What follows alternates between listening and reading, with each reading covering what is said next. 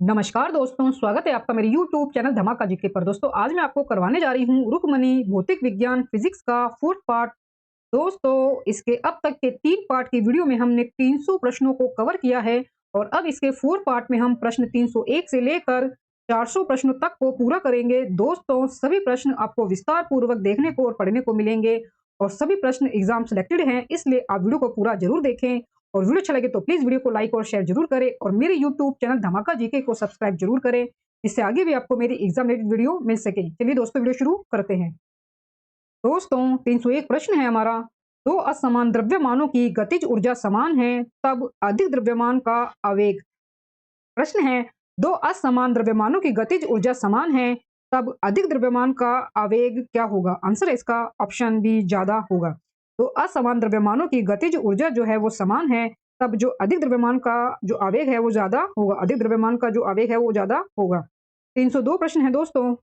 एक कण का प्रारंभिक वेग 3 i cap plus 4 j cap तथा त्वरण जो है 0.4 i cap plus 0.3 j cap है। 10 सेकंड के बाद इसकी चाल होती है। 10 सेकंड के बाद जो है वो इसकी चाल होती है। आंसर है इसका ऑप्शन डी 7.2 होगा। आंसर इसका दोस्तों 7.2।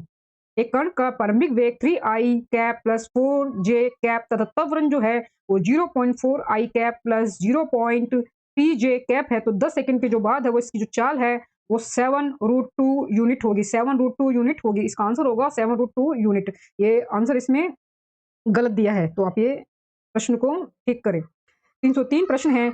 जब कोई वस्तु पिंड एक वृत्त के अनुअचर गति से चलती है तो आंसर है इसका उस पर कोई भी कार्य वर्क नहीं हो रहा होता है।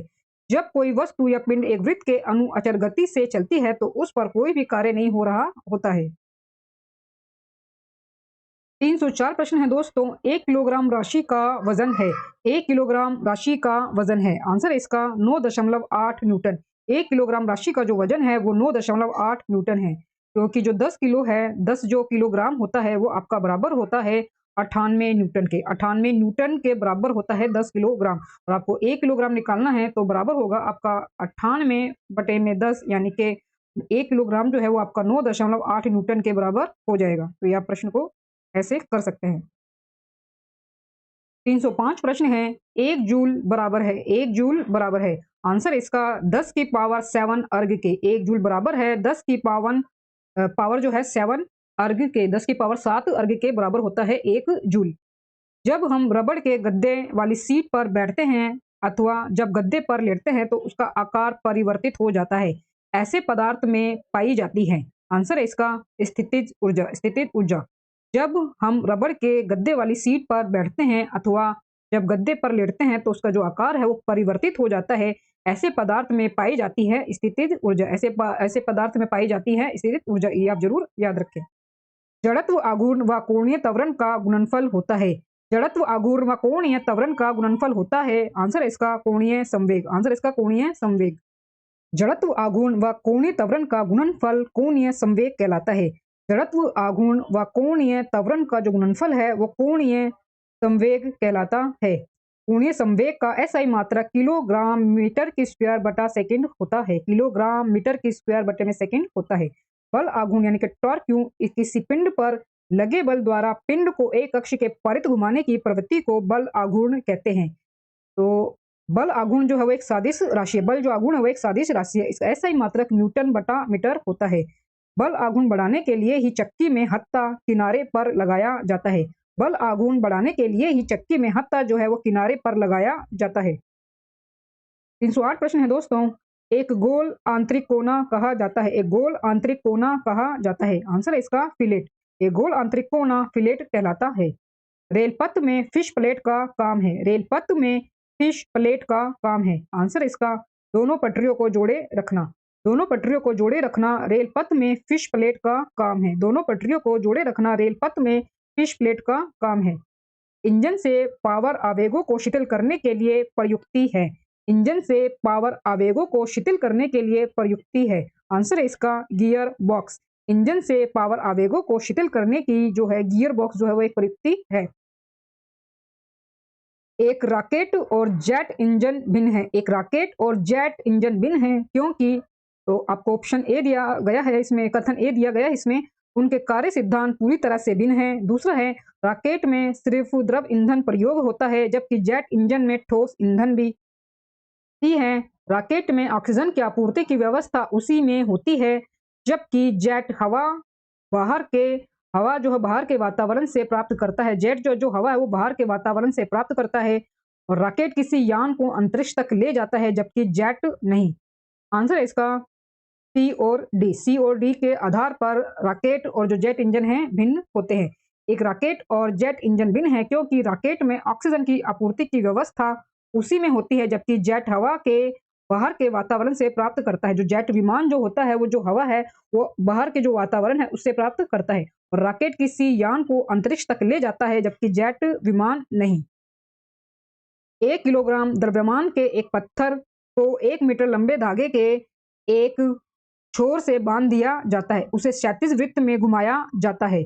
यदि एक समान कोणीय वेग 2 रेडियन प्रति सेकंड है तो धागे के तनाव का मान है। तो धागे के तनाव का मान आपसे पूछा गया है। आंसर इसका 4 न्यूटन। 1 किलोग्राम द्रव्यमान के एक पत्थर को 1 मीटर लंबे धागे के एक छोर से बांध दिया जाता है तथा उसे क्षैतिज वृत्त में घुमाया जाता है। यदि एक समान कोणीय वेग 2 रेडियन प्रति सेकंड है तो धागे के तनाव का मान 4 न्यूटन होगा। 4 न्यूटन होगा। एक पिंड स्थिर अवस्था में समान त्वरण से चलना प्रारंभ करता है। एक पिंड स्थिर अवस्था में समान त्वरण से चलना प्रारंभ करता है। यदि पिंड प्रथम 4 सेकंड में s1 दूरी तय करता है तो अगले 4 सेकंड में तय की गई दूरी s2 होगी। अगले 4 सेकंड में तय की गई दूरी s2 होगी।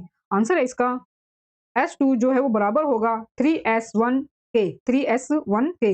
एक पिंड स्थिर अवस्था में समान त्वरण से चलना प्रारंभ करता है। यदि पिंड प्रथम 4 सेकंड में s1 दूरी तय करता है तो अगले 4 सेकंड में तय की गई दूरी जो s2 है वो बराबर होगी। s2 बराबर है 3s1 के बराबर होगी। 3s1 के बराबर होगी। एक खड़ी पहाड़ी के ऊपर से एक लड़का पत्थर गिराता है जो कि 8 सेकंड में भूमि तल पर पहुंचता है। जो कि 8 सेकंड में भूमि के तल पर पहुंचता है। तो उस पहाड़ी की ऊंचाई क्या है? तो उस पहाड़ी की ऊंचाई क्या है? आंसर इसका 313.6 मीटर। 313.6 मीटर।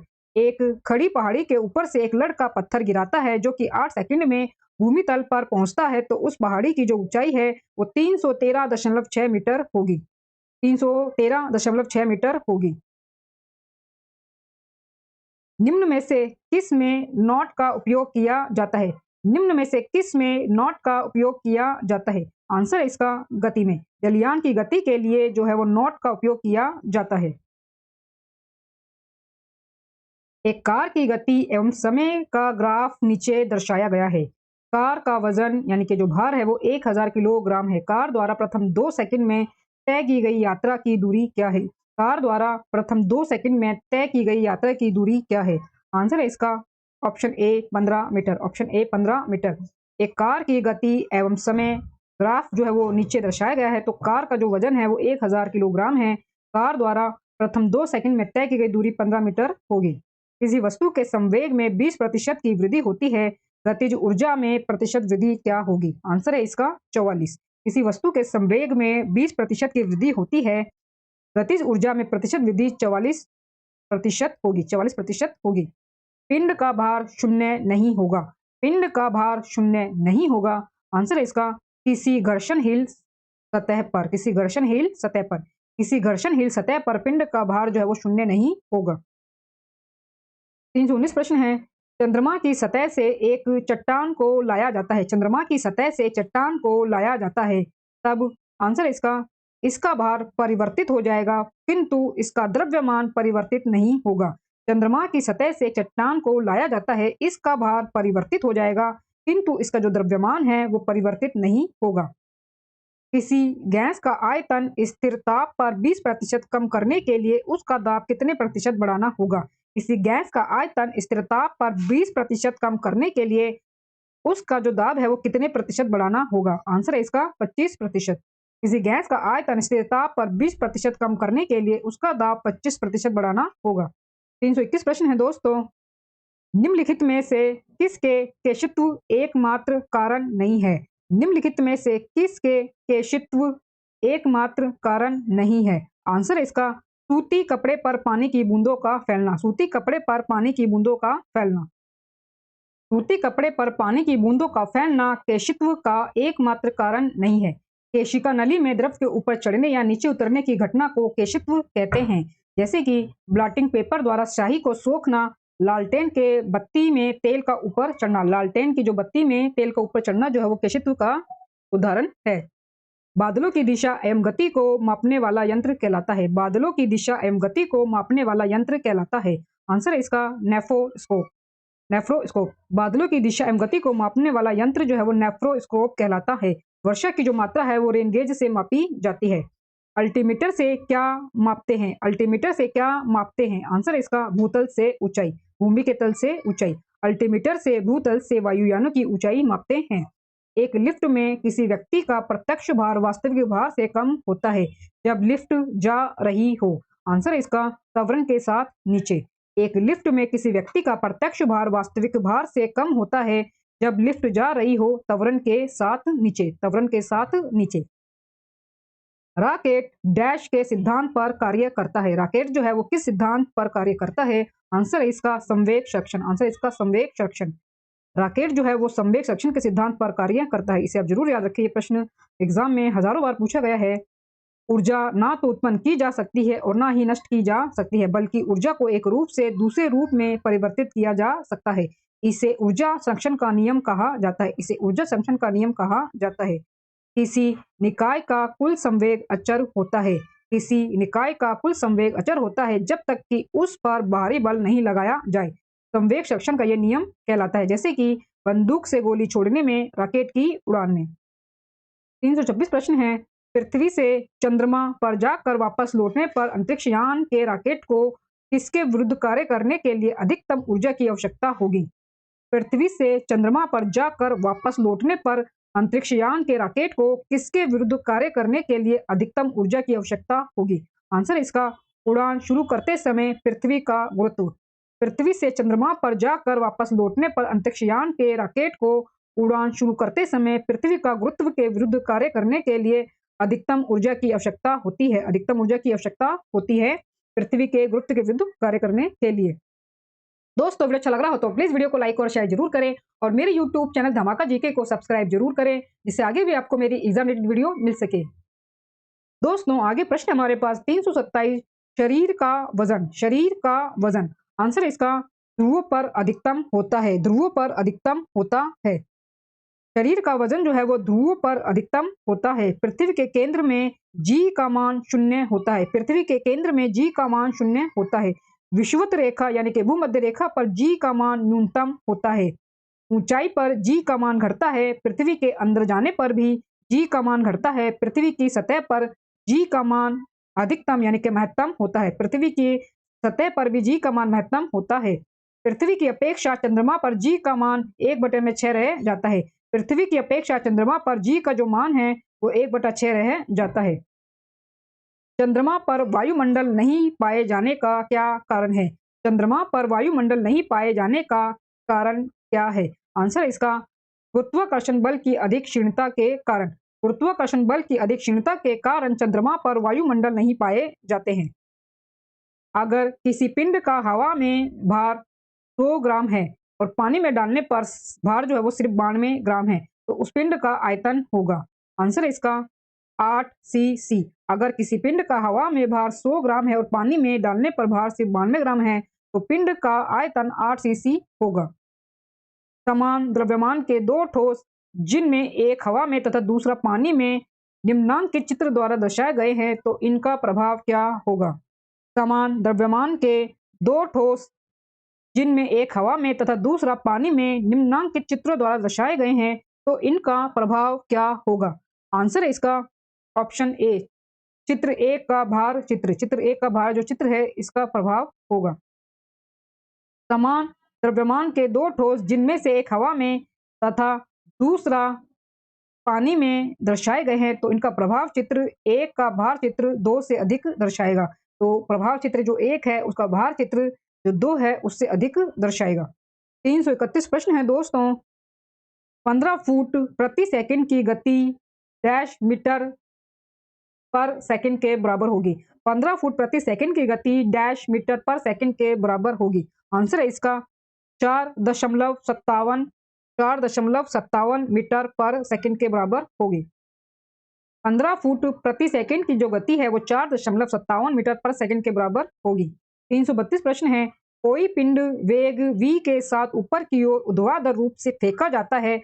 यह ऊंचाई h तक पहुंचने के बाद पृथ्वी की ओर लौट आता है। पिंड द्वारा तय की गई दूरी तथा विस्थापन का अनुपात क्या है? आंसर इसका अनंत। आंसर इसका अनंत। कोई पिंड v वेग के साथ ऊपर की ओर ऊर्ध्वाधर रूप से फेंका जाता है। यह ऊंचाई h तक पहुंचने के बाद पृथ्वी की ओर लौट आता है। पिंड द्वारा तय की गई दूरी तथा विस्थापन का जो अनुपात है वो अनंत होगा। अनंत होगा। एक शिकारी वृक्ष पर लटके एक बंदर के सिर को लक्ष्य करके गोली चलाता है। गोली चलने के ठीक समय बंदर कूद जाता है। वैसी दशा में गोली, आंसर होगा इसका, बंदर के सिर में छेद करेगी। एक शिकारी वृक्ष पर लटके एक बंदर के सिर को लक्ष्य करके गोली चलाता है। गोली चलने के ठीक समय पर बंदर कूद जाता है। वैसी दशा में जो गोली है वो बंदर के सिर में छेद कर देगी। वैसी दशा में जो गोली है वो बंदर के सिर में छेद कर देगी। एक ट्रक तथा एक कार समान गतिज ऊर्जा के साथ गतिशील है। उन्हें रोकने के लिए अगर समान बल प्रयुक्त किया जाता है तो आंसर होगा इसका ऑप्शन सी, दोनों ही ठहरने के पूर्व एक समान दूरी तय करेंगे। एक ट्रक तथा एक कार समान गतिज ऊर्जा के साथ गतिशील है। उन्हें रोकने के लिए अगर समान बल प्रयुक्त किया जाता है तो दोनों ही ठहरने के पूर्व एक समान दूरी तय करेंगे। तो दोनों ही ठहरने के पूर्व एक समान दूरी तय करेंगे। 335 प्रश्न है, मुक्त अवस्था में गिरते हुए एक पिंड द्वारा तय की गई दूरी समानुपाती होती है। मुक्त अवस्था में गिरते हुए एक पिंड द्वारा तय की गई दूरी समानुपाती होती है। आंसर है इसका गिरने के समय का वर्ग। मुक्त अवस्था में गिरते हुए एक पिंड द्वारा तय की गई दूरी गिरने के समय के वर्ग का समानुपाती होती है। भौतिक तुला यानी कि फिजिकल बैलेंस कार्य करता है। भौतिक तुला फिजिकल बैलेंस कार्य करता है। आंसर है इसका समानांतर बल के नियम पर। समानांतर बल के नियम पर भौतिक तुला कार्य करता है। 337 प्रश्न है, जूल निम्नलिखित की इकाई है। जूल निम्नलिखित की इकाई है। आंसर है इसका ऊर्जा की। ऊर्जा की जो इकाई है वो जूल है। तापमान की इकाई सेंटीग्रेड है। अश्वशक्ति किसका मात्रक या एकक है? अश्वशक्ति किसका मात्रक की एकक है? आंसर है इसका शक्ति का। आंसर है इसका शक्ति का। शक्ति का जो एकक है वो अश्वशक्ति है। प्रकाश की चाल को सर्वप्रथम मापने वाले वैज्ञानिक थे। प्रकाश की चाल को सर्वप्रथम मापने वाले वैज्ञानिक थे। आंसर है इसका रोमर। प्रकाश की चाल को सर्वप्रथम मापने वाले वैज्ञानिक रोमर थे। प्रकाश वर्ष इकाई होती है। प्रकाश वर्ष इकाई होती है दूरी की। दूरी की जो इकाई है वो प्रकाश वर्ष है। लाइट ईयर यानी कि प्रकाश वर्ष किसकी मापक इकाई है? आंसर इसका लाइट ईयर यानी कि प्रकाश वर्ष दूरी की माप इकाई है। एंगस्ट्रॉम डैश की अभिव्यक्ति करने की इकाई है। एंगस्ट्रॉम डैश को अभिव्यक्ति करने की इकाई है। आंसर है इसका लंबाई। एंगस्ट्रॉम लंबाई को अभिव्यक्त करने की इकाई है। यानी कि जो एक एंगस्ट्रॉम है वो बराबर होता है 10 की पावर -10 मीटर की दूरी के।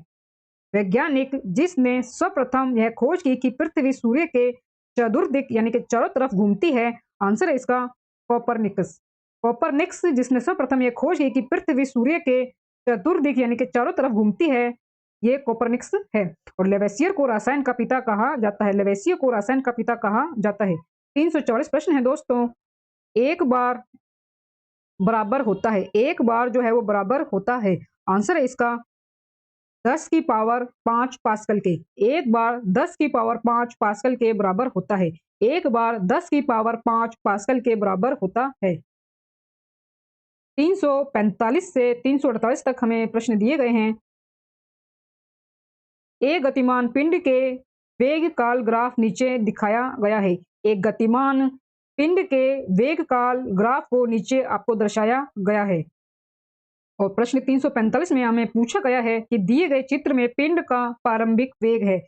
दिए गए चित्र में पिंड का प्रारंभिक वेग है। आंसर है इसका 0 मीटर पर सेकंड। चित्र में पिंड का प्रारंभिक वेग 0 मीटर पर सेकंड है। 5 सेकंड के बाद पिंड का वेग होगा। 5 सेकंड के बाद पिंड का वेग होगा। आंसर है इसका 0.5 मीटर पर सेकंड। 5 सेकंड के बाद पिंड का वेग 0.5 मीटर पर सेकंड होगा। दिए गए चित्र में त्वरण है। दिए गए चित्र में त्वरण है। आंसर है इसका 0.1 मीटर पर सेकंड की स्क्वायर। चित्र में 0.1 मीटर पर सेकंड की स्क्वायर त्वरण है। 5 सेकंड में तय की गई दूरी है। 5 सेकंड में तय की गई दूरी है। आंसर है इसका 1.25 मीटर। 5 सेकंड में जो तय की गई दूरी है वो 1.25 मीटर है। 349 प्रश्न है दोस्तों। एक पत्थर ऊर्ध्वाधर फेंके जाने पर t सेकंड में s मीटर की दूरी तय करता है, जहां जो s है वो बराबर है 80t माइनस 16t की स्क्वायर। तो 2 सेकंड के बाद वेग है। 2 सेकंड के बाद वेग है। आंसर है इसका 16 मीटर पर सेकंड। 16 मीटर पर सेकंड।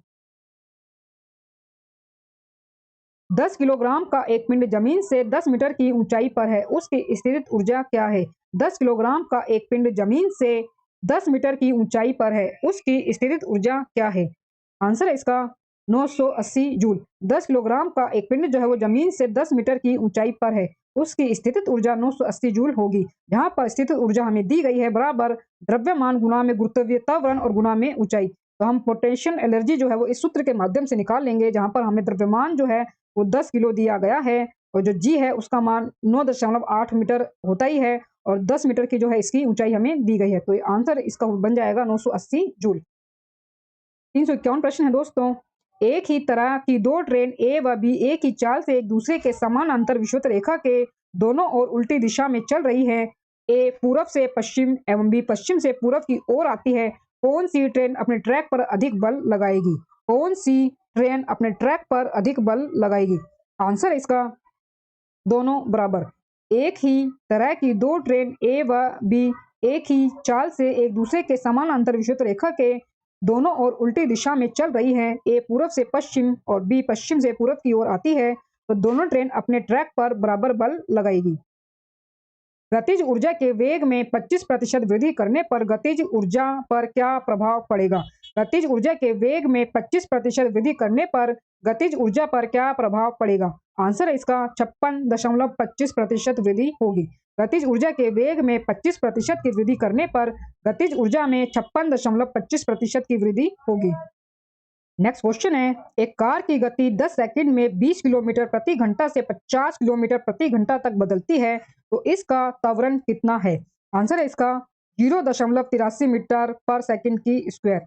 एक कार की गति 10 सेकंड में 20 किलोमीटर पर हावर से 50 किलोमीटर पर हावर तक बदलती है, इसका त्वरण 0.83 मीटर पर सेकंड की स्क्वायर होगा। SI इकाई में लेंस की शक्ति की इकाई क्या है? SI इकाई में लेंस की शक्ति की इकाई क्या है? आंसर है इसका डायोप्टर। SI इकाई में लेंस की शक्ति की इकाई डायोप्टर है। यदि एक लोलक की लंबाई 4 गुनी की जाए तो लोलक झूलने की समय अवधि, आंसर है इसका 2 गुना होती है। यदि एक लोलक की लंबाई 4 गुना की जाए तो लोलक झूलने की जो अवधि है वो 2 गुनी होती है। किसी सरल लोलक की लंबाई 4% बढ़ जाए तो उसका आवर्तकाल, आंसर है इसका 2% बढ़ जाएगा। किसी सरल लोलक की लंबाई जो है वो 4% बढ़ जाए तो उसका आवर्तकाल 2% बढ़ जाएगा। एक पेंडुलम की लंबाई को 2 गुना कर दिया जाए तथा उसके गोलक यानी कि बॉब के द्रव्यमान को आधा कर दिया जाए तो उसका आवर्तकाल हो जाएगा। आंसर है इसका √2 गुना। एक पेंडुलम की लंबाई को 2 गुना कर दिया जाए तथा उसके गोलक भाव के द्रव्यमान को आधा कर दिया जाए तो उसका आवर्तकाल टाइम जो पीरियड है वो √2 गुना हो जाएगा। √2 गुना हो जाएगा। सरल लोलक का आवर्तकाल 2 गुना हो जाएगा यदि, आंसर इसका लंबाई 4 गुनी कर दी जाए। सरल लोलक का आवर्तकाल 2 गुना हो जाएगा यदि उसकी लंबाई जो है वो 4 गुनी कर दी जाए। उसकी जो लंबाई है वो 4 गुनी कर दी जाए। भारत द्वारा प्रक्षेपित प्रथम उपग्रह है। भारत द्वारा प्रक्षेपित प्रथम उपग्रह है। आंसर है इसका आर्यभट्ट। भारत द्वारा प्रक्षेपित प्रथम उपग्रह जो है वो आर्यभट्ट है। 19 अप्रैल 1975 को बियर्स लेक के पास स्थित सोवियत कॉस्मोड्रोम से रूसी रॉकेट इंटरकॉस्मोस से भारतीय समय अनुसार 12:52 पर जो है ये प्रक्षेपित किया गया था। 12:52 बजे जो है ये प्रक्षेपित किया गया था। किसी कक्षा से अलग उपग्रह का छोटा हिस्सा अलग होता है।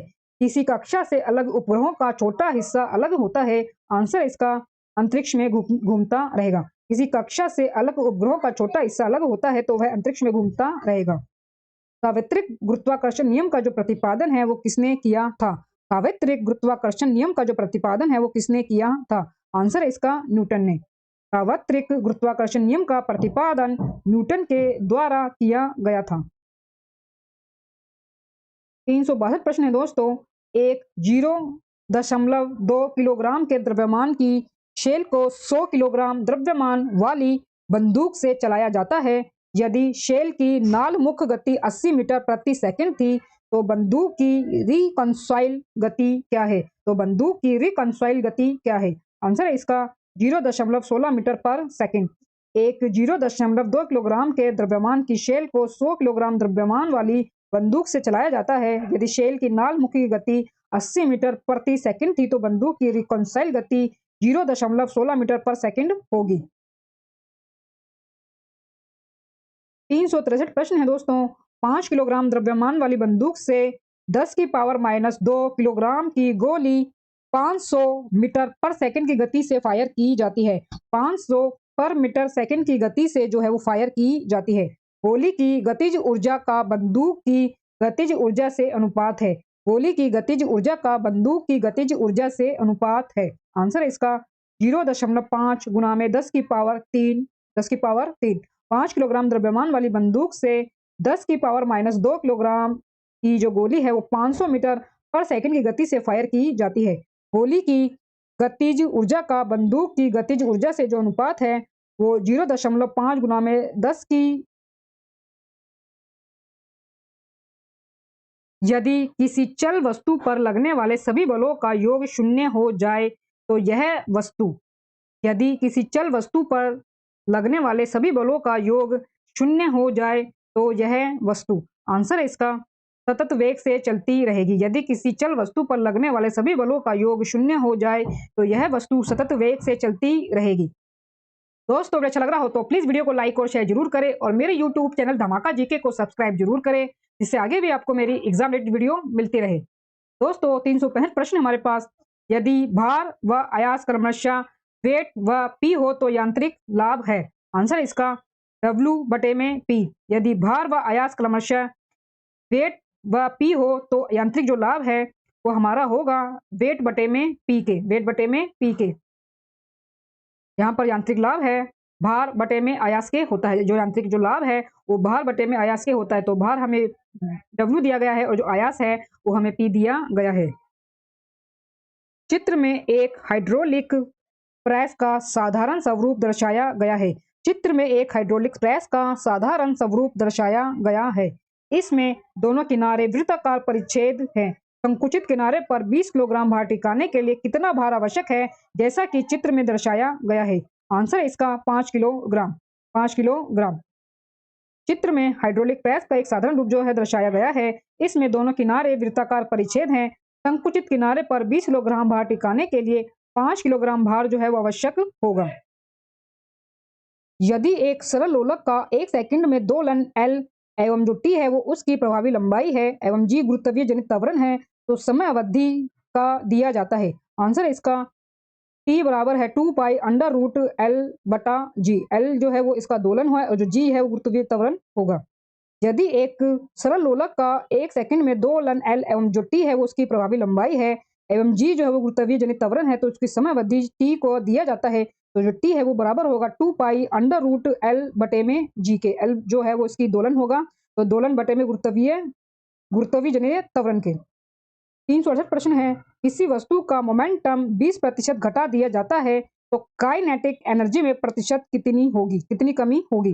किसी वस्तु का मोमेंटम यानी कि जो संवेग है वो 20% घटा दिया जाता है तो काइनेटिक जो एनर्जी है, गतिज जो ऊर्जा है, उसमें प्रतिशत कमी कितनी होगी। आंसर है इसका 36%। किसी वस्तु का मोमेंटम 20% घटा दिया जाता है तो काइनेटिक एनर्जी में 36% कमी होगी। 1 किलोग्राम मात्रा को 9.8 मीटर की ऊंचाई तक उठाने में लगभग कितना कार्य किया जाएगा। 1 किलोग्राम मात्रा को 9.8 मीटर की ऊंचाई तक उठाने में लगभग कितना कार्य किया जाएगा। आंसर है इसका 9.8 की 1 किलोग्राम मात्रा को 9.8 मीटर ऊंचाई तक उठाने में लगभग 9.8 की पावर जो 2 जूल के बराबर कार्य करना उसे पड़ेगा। किसी प्रणाली में कणों का भार केंद्रित होने वाले बिंदु को कहते हैं। किसी प्रणाली में कणों का भार केंद्रित होने वाले बिंदु को कहते हैं। आंसर है इसका गुरुत्वाकर्षण का केंद्र। किसी प्रणाली में कणों का भार केंद्रित होने वाले बिंदु को गुरुत्वाकर्षण का केंद्र कहते हैं। गुरुत्वाकर्षण का केंद्र कहते हैं। 371 प्रश्न है, पृथ्वी के पृष्ठ से पलायन वेग का मान किलोमीटर पर सेकंड में लगभग कितना है? आंसर इसका 11.2 मीटर के 11.2 मीटर के। पृथ्वी के पृष्ठ से पलायन वेग का जो मान है वो किलोमीटर पर सेकंड में 11.2 होता है।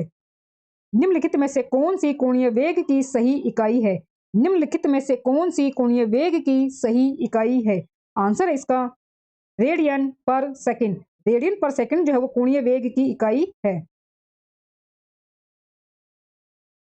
एक पीतल के प्लग को एक स्टील की प्लेट जिसके मध्य में एक छेद है में कस कर लगाना चाहता है।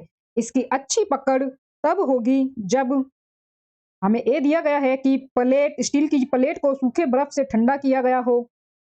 बी हमें दिया गया है पीतल का प्लग ठंडा और स्टील की प्लेट गर्म की गई हो। सी है प्लग और प्लेट दोनों को उच्च तापमान पर गर्म किया गया हो। और डी है पीतल का प्लग गर्म किया जाए और स्टील की प्लेट को ठंडा किया गया हो। आंसर होगा दोस्तों इसका ऑप्शन बी। एक मैकेनिक एक पीतल के प्लग को एक स्टील की प्लेट जिसके मध्य में एक छेद है में कस कर लगाना चाहता है। इसकी अच्छी पकड़ तब होगी जब पीतल का प्लग ठंडा और स्टील की प्लेट गर्म की गई हो। जब पीतल का जो प्लग है वो ठंडा और स्टील की प्लेट गर्म की गई हो। कल्पना करें कि पृथ्वी के मध्य में उत्तरी तथा दक्षिणी ध्रुवों को जोड़ते हुए एक छिद्र किया जाता है। उस छिद्र में एक टुकड़ा डाला जाता है तो आंसर होगा इसका टुकड़ा केंद्र से आवागमन की गति करेगा। टुकड़ा जो है वो केंद्र से आवागमन की गति करेगा। कल्पना करें कि पृथ्वी के मध्य में उत्तरी तथा दक्षिणी ध्रुव को जोड़ते हुए एक छिद्र किया जाता है। एक छिद्र में एक टुकड़ा डाला जाता है तो टुकड़ा जो है वो केंद्र से आवागमन यानी कि सरल आवर्त गति की जो गति है वो करेगा। 375 प्रश्न है, एक पिंड के वेग समय ग्राफ का सरल रेखा में आता है। एक पिंड के वेग समय का जो ग्राफ है वो सरल रेखा में आता है तथा मूल बिंदु से गुजरते हुए एक्स अक्ष को छूता है। पिंड जो है वो गतिशील है। आंसर है इसका समान त्वरण से। किसी पिंड के वेग समय का ग्राफ जो है वो सरल रेखा में आता है तथा मूल बिंदु से गुजरते हुए अक्ष को छूता है, एक्स अक्ष को छूता है तो पिंड समान त्वरण से गतिशील होगा। तो जो पिंड है वो समान त्वरण से गतिशील होगा। नेक्स्ट है, एक मोटर जिसका द्रव्यमान 500 किलोग्राम है 15 मीटर पर सेकंड के वेग से गतिशील है। ब्रेक लगाने के 5 सेकंड के बाद उसकी गति 5 मीटर पर सेकंड हो जाती है। ब्रेक द्वारा उत्पन्न प्रतिरोध बल का मान होगा। ब्रेक द्वारा उत्पन्न प्रतिरोध बल का मान होगा। आंसर है इसका 1000 न्यूटन। एक मोटर जिसका द्रव्यमान 500 किलोग्राम है 15 मीटर पर सेकंड के वेग से गतिशील है। ब्रेक लगाने के 5 सेकंड के बाद उसकी गति 5 मीटर पर सेकंड हो जाती है। ब्रेक द्वारा उत्पन्न प्रतिरोध बल का जो मान है वो 1000 न्यूटन होगा। जब एक कण रेखिक सरल आवर्त गति में रहता है, जब एक कण रेखिक सरल आवर्त गति में रहता है उसके गतिज ऊर्जा अधिकतम होती है। उसकी गतिज ऊर्जा जो है वो अधिकतम होती है। आंसर इसका मध्य स्थिति में। जब एक कण रेखिक सरल आवर्त गति से रहता है उसके गतिज ऊर्जा मध्य स्थिति में अधिकतम होती है। उसके गतिज ऊर्जा मध्य स्थिति में अधिकतम होती है। 378 प्रश्न है, एक पिंड को ऊपर की ओर ऊर्ध्वाधर फेंका गया है तथा वह 10 मीटर की ऊंचाई तक पहुंचता है तथा वह 10 मीटर की ऊंचाई तक पहुंचता है।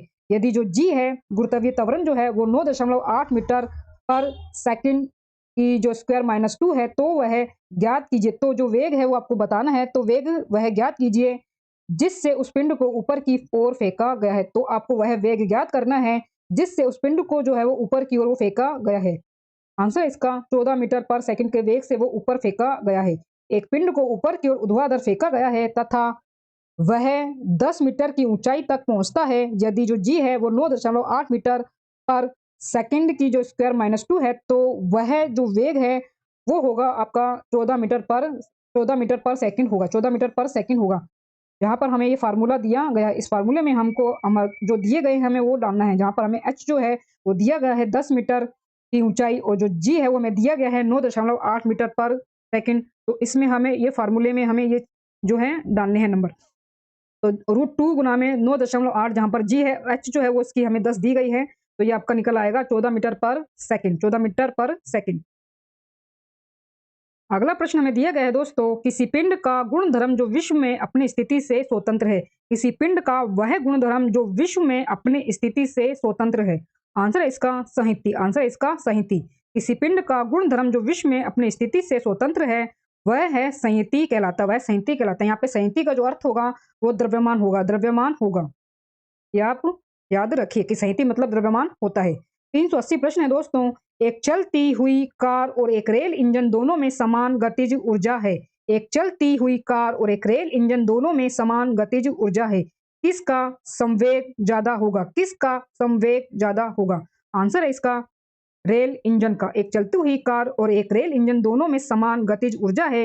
रेल इंजन का जो संवेग है वो ज्यादा होगा। रेल इंजन का जो संवेग है वो ज्यादा होगा, क्योंकि जो रेल है वो कार की तुलना में ज्यादा भारी होगी। रेल इंजन जो है वो कार की तुलना में ज्यादा जो द्रव्यमान जो है उसका वो भारी होगा, उसमें भार अधिक होगा तो उसका संवेग भी ज्यादा होगा। क्रायोजेनिक इंजनों का प्रयोग निम्नलिखित में से किसमें होता है? क्रायोजेनिक जो इंजनों है उनका जो प्रयोग है वो किसमें होता है?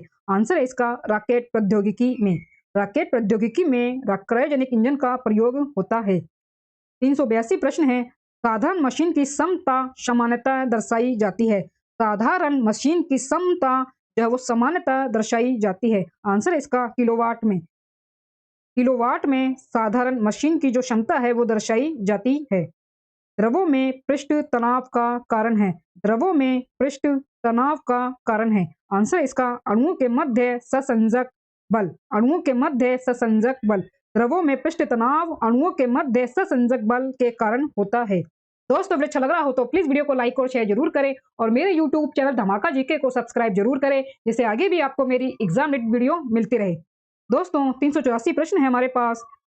निम्नांकित में से कौन सा श्रेणी एक लीवर का उदाहरण है? प्रथम श्रेणी लीवर का उदाहरण है।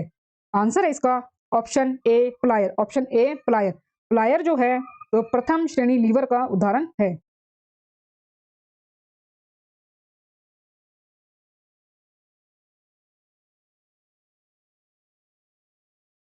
प्लायर श्रेणी प्रथम लीवर का उदाहरण है। श्रेणी 1 के जो उत्तोलक में अलंब आयास एवं भार के बीच स्थित होता है। श्रेणी जो 1 है उसके उत्तोलक में अलंब आयास एवं भार के बीच में स्थित होता है। आयास एवं भार के बीच में स्थित होता है अलंब, जैसे कि कैंची, झूला, फ्लास इत्यादि। कैंची में 2 लीवर होता है। श्रेणी 2 के उत्तोलक में भार जो है वो आलम्ब एवं अयास के बीच होता है। भार जो है वो आलम्ब एवं अयास के बीच होता है, जैसे कि सरोता, नींबू निचोड़ने की मशीन इत्यादि। और श्रेणी 3 के उत्तोलक में आलम्ब एवं भार के बीच में अयास होता है, जैसे कि चिमटा, किसान का हल, मनुष्य का हाथ। मनुष्य का हाथ, ये प्रश्न जो है कई बार पूछा गया है कि जो मनुष्य का जो हाथ है वो किस श्रेणी के उत्तोलक में आता है, तो आंसर होगा इसका श्रेणी 3 के उत्तोलक में ये आता है। लेंज का नियम किसके संरक्षण के नियम का नतीजा है? लेंज का जो नियम है वो किसके संरक्षण के नियम का नतीजा है? आंसर है इसका ऊर्जा। लेंज का नियम ऊर्जा संरक्षण का नियम है। ऊर्जा ना तो उत्पन्न की जा सकती है और ना ही नष्ट की जा सकती है, बल्कि ऊर्जा को एक रूप से दूसरे रूप में परिवर्तित किया जा सकता है। ऊर्जा संरक्षण का यह नियम कहलाता है। पार्श्व विकृति और अनुदैर्ध्य विकृति के अनुपात को कहते हैं। पार्श्व विकृति और अनुदैर्ध्य विकृति के अनुपात को कहते हैं। आंसर है इसका पवासो अनुपात। पार्श्व विकृति और अनुदैर्ध्य विकृति के अनुपात को पवासो अनुपात कहते हैं, ये आप जरूर याद रखें। अति हानिकारक अल्ट्रावायलेट यानी कि यूवी जो किरणें हैं वो कौन सी है? अति हानिकारक अल्ट्रावायलेट जो किरणें हैं वो कौन सी है? आंसर है इसका यूवीबी। अति हानिकारक अल्ट्रावायलेट यूवी किरणें यूवीबी है। अल्ट्रावायलेट बी त्वचा के लाल पड़ जाने, जल जाने का सबसे प्रमुख कारण है। ये किरणें त्वचा की बाहरी एपिडर्मल सतह को नष्ट करती है। इसमें जो है त्वचा कैंसर भी होता है। इनमें जो है त्वचा का कैंसर भी होता है। इन्हीं किरणों की वजह से त्वचा में झुर्रियां पड़ती है। इन्हीं किरणों की वजह से त्वचा में झुर्रियां पड़ती है, इसलिए ये सर्वाधिक घातक होती हैं। इसलिए ये सर्वाधिक घातक होती हैं। एक गेंद को क्षैतिज से किस कोण पर फेंके जाने की वह अधिकतम क्षैतिज दूरी तय करे? एक गेंद को क्षैतिज से किस कोण पर फेंके कि वह अधिकतम क्षैतिज दूरी तय करे? आंसर है इसका 45 के कोण पर। एक गेंद को क्षैतिज से 45 के कोण पर फेंके जाने पर वह अधिकतम दूरी तय करेगी। निम्नलिखित में से किस जगह पर जी का मान सर्वाधिक होता है? निम्नलिखित में से किस जगह पर जी का जो मान है वो सर्वाधिक होता है? आंसर है इसका अंटार्कटिका में किसी भी स्थान पर। अंटार्कटिका के किसी भी स्थान पर जी का मान अधिक होता है। अंटार्कटिका जो हुआ है एक ध्रुव है, ध्रुवीय क्षेत्र है, तो ध्रुवों पर ही जी का मान जो है वो अधिकतम होता है। 390 प्रश्न है दोस्तों, स्वचालित वाहनों में प्रयुक्त द्रव चलित ब्रेक जो है वो किसका सीधा प्रयोग है? स्वचालित वाहनों में प्रयुक्त द्रव चलित ब्रेक किसका सीधा प्रयोग है? आंसर है इसका पास्कल नियम का। स्वचालित वाहनों में प्रयुक्त द्रव चलित ब्रेक पास्कल के नियम पर आधारित हैं। जब कोई वस्तु किसी तरल में पूर्णतः या अंशतः डुबोया जाता है तो उसके भार में आभासी कमी होती है। यह कमी वस्तु द्वारा विस्थापित तरल के भार के बराबर होती है। आर्किमिडीज का यह सिद्धांत कहलाता है। आर्किमिडीज का यह सिद्धांत कहलाता है। 391 प्रश्न है दोस्तों, वैज्ञानिकों का उनके आविष्कारों से मिलान कीजिए। जहां पर हमें सूची 1 में वैज्ञानिक दिए गए हैं और सूची 2 में हमें आविष्कार दिए गए हैं। तो जी मार्कोनी ने जो आविष्कार है वो रेडियो का किया था। जी मार्कोनी ने आविष्कार जो है वो रेडियो का किया था। और जे एल बेयर्ड ने जो है आविष्कार किया था टेलीविजन का। जे एल बेयर्ड ने आविष्कार किया था टेलीविजन का। तो 2 और 3, तो ऑप्शन होगा इसका डी, आंसर होगा इसका डी। जी मार्कोनी ने आविष्कार किया था रेडियो का, जी एल बेयर्ड ने टेलीविजन का, अलेक्जेंडर ग्राहम बेल ने टेलीफोन का और थॉमस अल्वा एडिसन ने ग्रामोफोन का। यदि हम हिमालय पर जाते हैं तो हम श्वास रहित महसूस करते हैं। यदि हम हिमालय पर जाते हैं तो हम श्वास रहित महसूस करते हैं, क्योंकि आंसर है इसका पहाड़ों पर वायु का घनत्व बहुत कम है, इसलिए ऑक्सीजन की मात्रा कम होती है। यदि हम हिमालय पर जाते हैं तो हम श्वास रहित महसूस करते हैं, क्योंकि पहाड़ों पर वायु का घनत्व बहुत कम है, इसलिए ऑक्सीजन की जो मात्रा है वो कम होती है। इसलिए ऑक्सीजन की जो मात्रा है वो कम होती है। यदि चंद्रमा पर बम विस्फोट हो तो उसकी आवाज पृथ्वी पर कितने समय बाद सुनाई देगी? यदि चंद्रमा पर बम विस्फोट हो तो उसकी आवाज कितने समय बाद सुनाई देगी? आंसर है इसका डी, ऑप्शन डी। यदि चंद्रमा पर बम विस्फोट हो तो पृथ्वी पर हम उसकी जो आवाज है वो हमें नहीं सुनाई देगी, क्योंकि जो ध्वनि है उसके विचरण के लिए माध्यम की जरूरत होती है और चंद्रमा पर निर्वात है। चंद्रमा पर क्या है? निर्वात है। हिमपात होता है जब, हिमपात होता है जब, आंसर है इसका हवा का औसत बिंदु हिमांक से कम हो। हवा का औसत बिंदु हिमांक से कम हो। जब हवा का औसत बिंदु हिमांक से कम हो तब हिमपात होता है। जब हवा का औसत बिंदु हिमांक से कम हो तब हिमपात होता है। 395 प्रश्न है, किस प्रकार के रेल इंजन की दक्षता सर्वाधिक होती है? आंसर है इसका विद्युत। आंसर है इसका विद्युत। विद्युत रेल इंजन की दक्षता जो है वो सर्वाधिक होती है।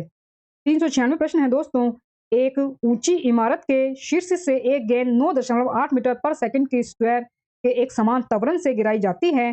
3 सेकंड के पश्चात उसका वेग कितना होगा? 3 सेकंड के पश्चात उसका वेग कितना होगा? एक ऊंची, आंसर इसका सी, एक ऊंची इमारत के शीर्ष से गेंद 9.8 मीटर पर सेकंड के स्क्वायर के समान त्वरण से गिराई जाती है, तो 3 सेकंड के जो पश्चात है उसका वेग 29.4 मीटर पर सेकंड की स्क्वायर होगा। यहाँ पर जो टी है वो हमें दिया गया है बराबर √2h बटे में जी, √2h बटे में जी के। तो ये हम इसमें फार्मूले में हम फिट कर देंगे, हम फार्मूले में इसको डाल देंगे। तो अंडर रूट हटाने के लिए हमें टी जो है इसका हमें स्क्वायर करना पड़ेगा, टी का जो है हमें स्क्वायर करना पड़ेगा। तो ये आप देख सकते हैं, जैसे कि मैं इसका स्क्वायर करती हूँ तो मुझे इसका भी स्क्वायर करना पड़ेगा, टाइम का भी मुझे इसका स्क्वायर करना पड़ेगा। तो इसके स्क्वायर से ये हट जाएगा, तो टाइम हो जाएगा 3 तिया 9 और ये बराबर हो जाएगा 2h बटे में जी, 2h बटे में जी। तो जो जी का मान है वो हमें दिया गया है इतना 9.8 मीटर ये दिया गया है। तो ये इससे 9 से ये गुना हो जाएगा यहाँ पर 9.8 और ये बटे में जो 2 है ये नीचे आ जाएगा, तो उससे हमारा h जो है ये निकल जाएगा। और जब हम इसको काटेंगे तो ये 4.5 जो है ये इसका निकल आएगा। तो ये यहाँ पर हमारा निकल के आ गया है। तो जो वेग है जो हमें ज्ञात करना है, जो वेग है जो हमें ज्ञात करना है, तो वेग का जो फार्मूला है वो हमें यहाँ पर ये दिया गया है। वेग का जो फार्मूला है ये हमें यहाँ पर दिया गया है। तो जो वेग है वो बराबर होता है √2gh के, √2gh के। h जो है वो हमारा इतना निकल के आ गया।